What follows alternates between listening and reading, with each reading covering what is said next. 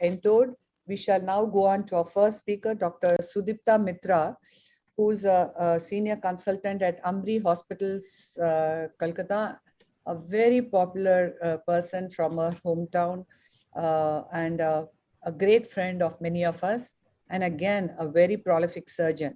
So let's have a look at a video and get to rig her with her questions and doubts. Thank you, ma'am. It's a pleasure being here. Good afternoon. Intraoperative floppy iris syndrome is a variant of the small pupil, and it is observed during cataract surgery in some patients currently on treatment on tamsulosin. And this was first described by Cheng et al. I'm going to describe a patient who is 72 years old, hypermetropic, with multiple systemic disorders, had a very good dilatation of the pupil, and we were not expecting an even full surgery. IOP was normal. So going with the routine steps of staining the anterior capsule with blue dye, I went on pushing in air and blue dye, but very soon I noticed pupil was going down as I tried to take out the dye and push in a bit of viscoelastics. And in these patients, it is very unpredictable if it would react, because the other eye was an uneventful surgery. So I tried to put in a bit of more viscoelastics, and I could see the pupil peeking towards the entry wound, and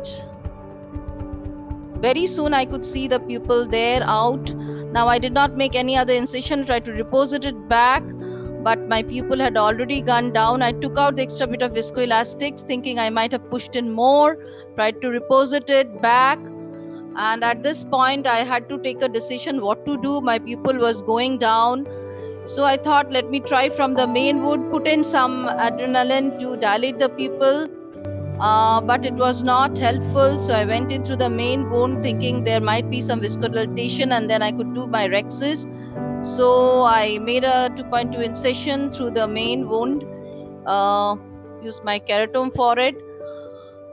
The eye was soft, fortunately, so I put in a high density viscoelastic initially, so that I could stabilize the anterior chamber, but nothing would help me.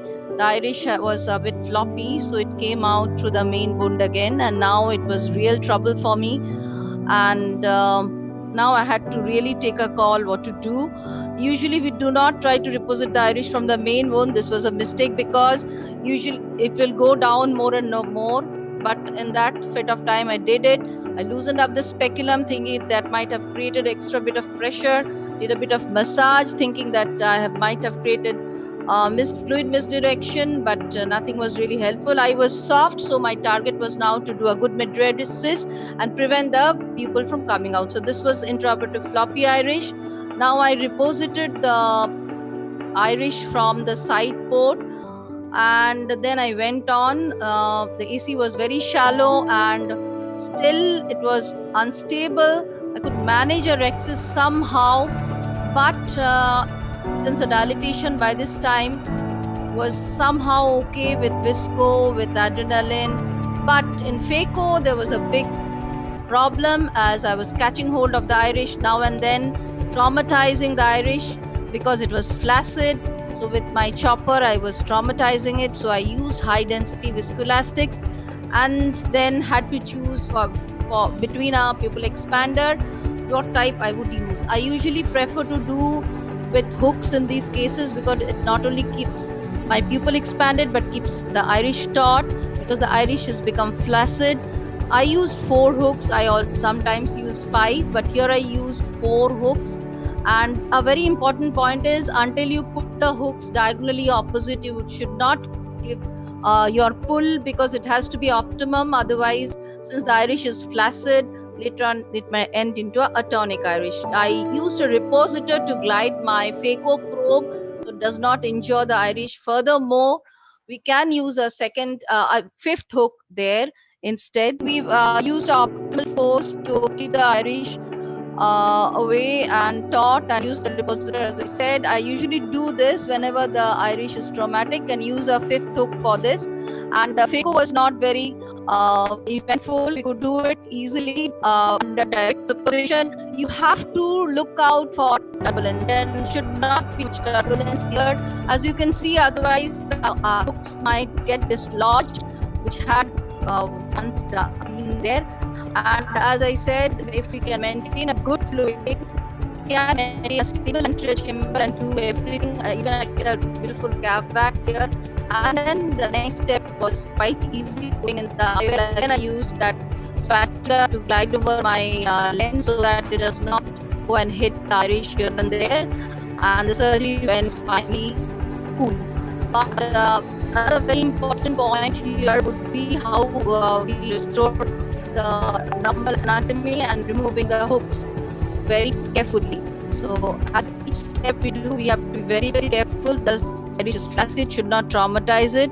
Hooks are usually pulled out gently in the direction opposite to the insertion. That's what I did. And at the end of the surgery was approaching, which was looking much normal than what I had faced in the initial beginning.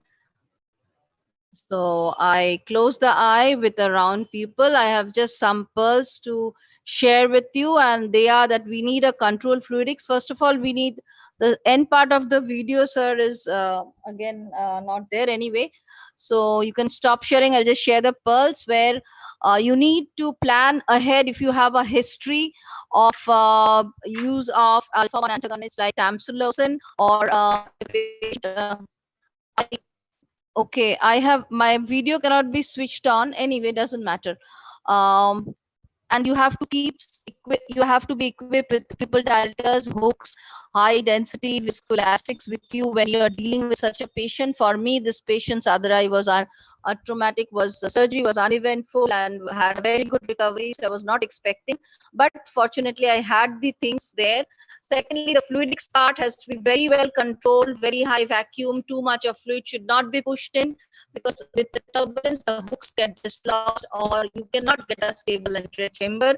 If you do too much of activity inside the eye, it is good to use the second instrument frequently to avoid much trauma to the iris. And finally, as I said, we can use some other expanders like BHEX, but I usually prefer to have hooks which not only expand but also keep the pupil taut. Thank you very much, ARC and Chitra ma'am, for bearing with me and all the audience here. Thank you all. Thanks a lot, Dr. Sudipta. I think network issues are something beyond us. Going on to the discussion part of it, I would want to ask,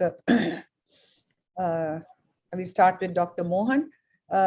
So what are the essential preoperative measures, which of course she must have not expected this to happen as the other eye was uneventful, but in which eyes would you want to give some, do something about decongesting the vitreous? Which kind of eyes would you do or take an extra preoperative step? No, I think she managed it quite well. I just want to what is the action length of the patient? She said it's hypermetropic, but more importantly, I think preoperatively, the history is very important in all these patients. Many patients don't tell the history properly because they do not know the relationship between anti-prostate agent and the iris. So even the physicians may not know. So you have to ask for a specific history, whether they are using tamsulosin or I don't stop the. In fact, stopping is actually sometimes dangerous. You can produce urinary retention. So atropine also I don't use. Only thing is I take all the precautions. My cutoff level is about 6 millimeter preoperative. If the patient does not dilate beyond 6 millimeter, straight away I use iris retractors, either in the form of iris hooks or Mulligan ring or BX ring. So whatever the If the eye is hypermetropic, I think who could give an oral glycerol to these patients. And that would definitely make it a more comfortable surgery. Stopping the tamsulosin does not help. Dr. Kapil Vora, would you want to add something? Chitra, I would like to restrict myself to the management part, please. Yes. What I would have done was, Sudipta has managed it beautifully. She has managed it very well. And I advocate the use of iris rings rather than the dilating devices, because the dilating devices could dilate the pupil up to 6.5 millimeters. Again, this, the floppiness will be there.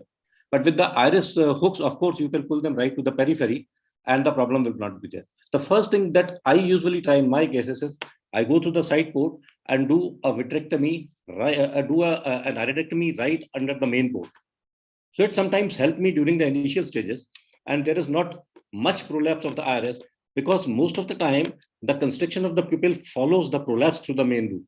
So this is what I usually do in my case as a first step. Actually, you could even place 2 hooks on either side of the main incision, and that itself stretches the iris between these 2 wounds, and that could be done. Yeah. And I think the side ports should be just 0.9, should not be larger side ports. It should be a little longer, and it should be more posteriorly placed so that the iris doesn't come and plug those side ports. And we should not overfill the anterior chamber so that the eyeball eye doesn't get too tense, and a cohesive viscoelastic should be used, and either we keep 4 hooks or 5 hooks or something. In other words, our threshold to using pupil expansion devices, as Dr. Mohan had said, and as Dr. Kapil has, be so low that the least bit of doubt we start. But again, if you are caught in such a moment, sometimes it's even makes sense to, if they're physically all right, to give an injection mannitol to further decongest the eye. If it was more traumatic than what it was, you could do that. Dr. Ramurthy, your thoughts? I think nicely managed, and most points have been covered. I would have made slightly longer incisions, and I would, all of you mentioned about using cohesive viscoelastic, maybe in the initial phase to deepen the anterior chamber, but later on it's better to use dispersive viscoelastic, because these cohesive viscoelastic will tend to come out as a bolus.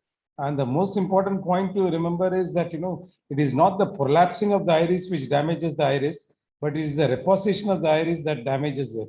And Dr. Sudipta also pointed out, maybe it's always, attractive to just push the iris in through the main incision itself.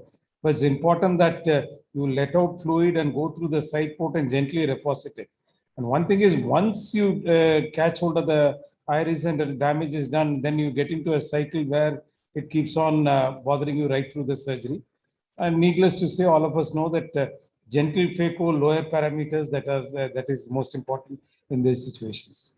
And if you're already aware that this patient is on these drugs, or even if it's a diabetic or hypertensive, it makes sense to give atropine eye ointment before the surgery, if you are well aware that you could be facing this challenge. And nowadays people would think of using phenocaine also on the table, because this causes the atropine ointment prevents the pupil from constricting, and phenocaine, what it does is it tautens the iris and the dilator muscles. So that would also prevent the floppiness from happening to an extent, along with all that was said. That was a nice case. Atropine is a little controversial. Yeah, atropine is a little controversial. We personally don't do that, though some people describe it, because sometimes that itself can cause urinary retention. So it might be a good idea to avoid it and just use the gentler dilating agents like phenocaine, what you mentioned. Chitra, I'll just add one quick point. Yes. I know you're running short of time, but when she showed that video, so that when you put the side port, she put, I think, HPMC at that point of time. Don't use, for heaven's sake, don't use HPMC when you are suspecting a patient with an IFIS. HPMC makes the pupil a little more floppy. So HPMC, the way to go is to go for the sodium hyaluronate, or even Viscoat is probably the best. And don't overinflate the AC. If you overinflate the AC, more and more iris will start coming out. So just have enough Viscoat. Just push when you have iris coming out, just reposit the iris from the side port and just put some Viscoat at the main port and push the iris there, and then go in. Go in without the infusion and come out without the infusion. When you go in without the infusion, come out without the infusion. When you come out without the infusion, the iris will not come out with you. Yeah, so correct, sir. I was using HPM at the beginning, and later on I switched over. Yeah. Yeah. So anyway, thank you very much.